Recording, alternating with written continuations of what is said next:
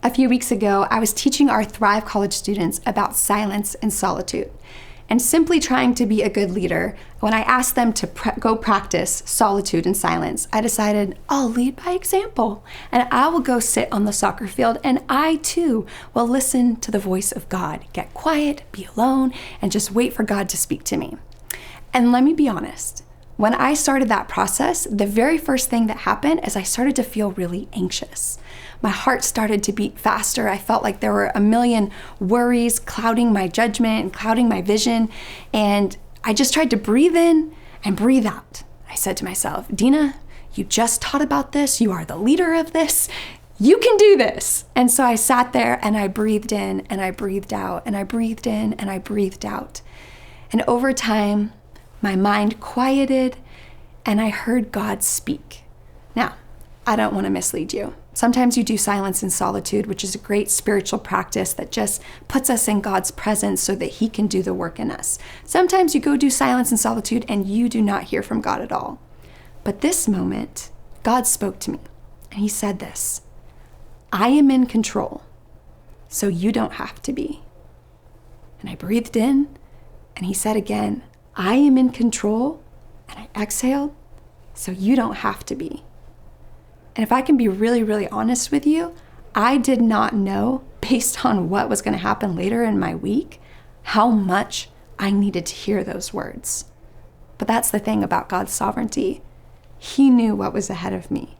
He knew that all of the ways that I was anxiously worrying about trying to have a good day and trying to take care of my family and to be there, all of those worries completely would have missed the mark in terms of preparing me for what was in store later that week. But God knew, and He needed me to know that He was in control so that I didn't have to be. It reminds me of this passage in the Sermon on the Mount where Jesus says, look at the birds of the air, look at the lilies of the field.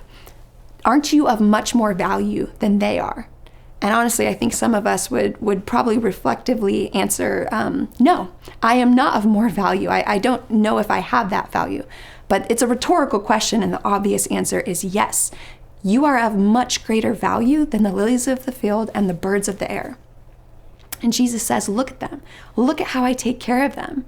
Won't I so take care of you? And then He says this in Matthew 6, which of you, by being anxious, can add a single hour to his span of life?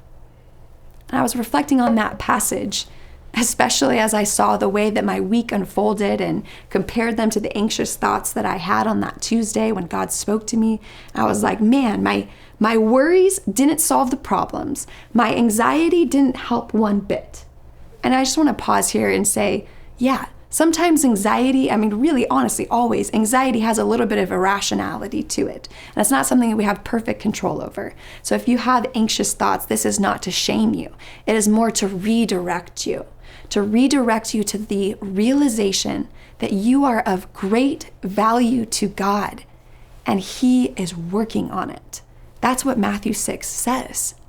You are of great value to God and He's already ahead of you working on it.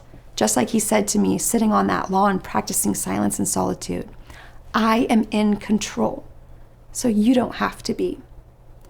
I want to encourage you, if this spoke to you, set aside some time today to simply breathe in and say the words, God is in control. Breathe out, so I don't have to be.